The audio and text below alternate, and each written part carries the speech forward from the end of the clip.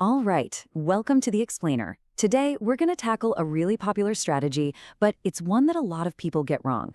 It's all about generating income from stocks you already have in your portfolio. It's called a covered call, and here's the secret to getting it. You have to stop thinking like an investor and start thinking like an insurance company. Sounds weird, right? Stick with me. Okay, so to really get this, let's start with a simple idea. I want you to completely forget about stocks for a second. Just wipe them from your mind. Instead, imagine you own something valuable. Could be anything. And you make a simple deal. You agree right now to sell that asset at a price you set, but only if a very specific thing happens down the road.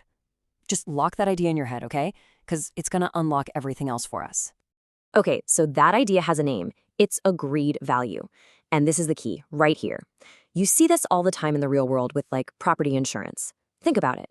You and your insurance company sit down and you agree, hey, my house is worth exactly $500,000. You shake on it, that value is locked in. Now, if that specific event we talked about happens, let's say a fire, boom, they pay you that exact amount you agreed on. No haggling, no arguments. Pretty simple, right? All right, now let's bring it back to the market. What if you could take that exact same insurance logic and apply it to the stocks you already own? And what if, instead of paying for the policy, you are the one getting paid? You're the one setting the price, making the promise, and collecting the cash. Now we're talking. So with a covered call, the whole thing gets flipped on its head. Here, your asset isn't a house, it's a block of stock, specifically 100 shares. And the event that triggers the payout? It's not a fire, it's just the stock's price rising above a specific level you choose. We call that the strike price. And here, and this is the best part, you're not the one buying the policy. No, you're the one selling it. You're the insurer, and that means you're the one collecting that upfront cash, which we call the premium. Okay, that's the big idea. So how does it actually work? Let's break down the mechanics.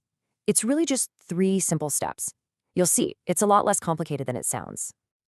Okay, step 1, you gotta own the asset. This means you need to have at least 100 shares of a stock ready to go. Step 2, you sell the policy. Now, in the stock world, this policy is called a call option contract. You sell one of those against your shares. And then step 3, the good part. The instant you do that, cash just appears in your account. That's the premium. You get paid right away, just for making the promise.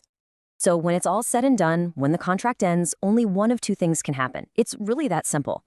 Outcome number 1, the stock price finishes at or below that strike price you picked. If that happens, the policy just, poof, it expires. It's worthless. You keep your shares, and you keep 100% of that premium you collected. Win-win. Outcome number 2, the stock price finishes above your strike price. Okay, now the policy is activated. You have to sell your shares at that price you agreed on. But guess what? You still get to keep every penny of that premium. Okay, theory is great, but let's put some real numbers on this thing. This is where you can really see how it all works. So let's imagine you own 100 shares of a stock that you bought for $46 a share. All right, first things first, the instant cash. You decide you'd be happy selling your stock at $50 a share. So you sell a call option with a $50 strike price. For doing that, you get paid a premium of, say, $1.50 per share. Now remember, one contract is 100 shares, so that's $150. That's cold, hard cash in your account. Today, right now. And that premium does something really cool. It immediately changes your risk on the whole position. Think of it like a little buffer, a cushion. You originally paid $46 a share, right? But you just took in $1.50 in cash. So you can subtract that from your cost. Your new break-even price is now down to $44.50. Okay, what about the upside? Let's say the stock does go above $50 and you have to sell. Well, you don't just get $50. Remember that premium? You get to keep that too. So you get the $50 from the sale plus the $1.50 premium you already have. Your effective sale price is actually $51.50. Pretty neat, huh? So this chart right here really lays it all out. Look, if the stock finishes at $49, below our strike, great. We keep the shares and we pocket that $150. If it finishes just a little bit above, say $50.25, we sell our shares for $50 a pop and we still pocket the $150. But, and this is the big but, look at that last line. What if the stock just goes on a monster run to 52? Well, we still have to sell at 50. We miss out on that extra $2 of profit. And that right there is the trade-off you're making. And that brings us right to the absolute core of this whole strategy, the fundamental trade-off. You're making a bargain. a deal with the market, and you have to be okay with both sides of that deal. The deal is as simple as it gets. Income now for a cap on your potential gains later. It's the classic, a bird in the hand is worth two in the bush. You get guaranteed money today. The price you pay for that guarantee is you agree to give up any and all profits above that strike price you chose. You're swapping a potential future home run for a definite single right now. Yeah, and this quote really just nails it. The extra upside beyond your cap is foregone. That's the price of today's income.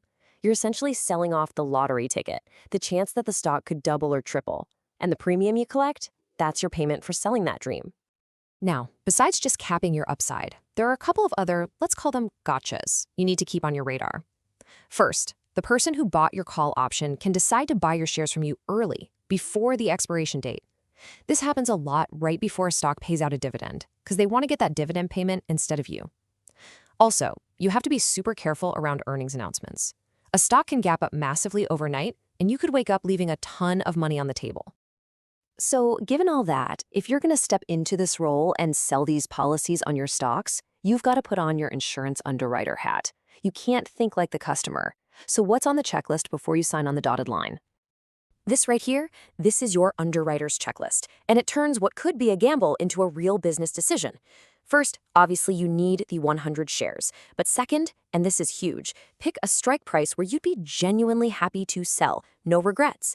Third, know your numbers cold. What's your new break-even? What's the absolute max profit you can make? Fourth, be aware of the calendar. When are earnings? When's that dividend date? And finally, have a plan. What are you going to do if the stock goes up? What are you going to do if it goes down? Think it through beforehand.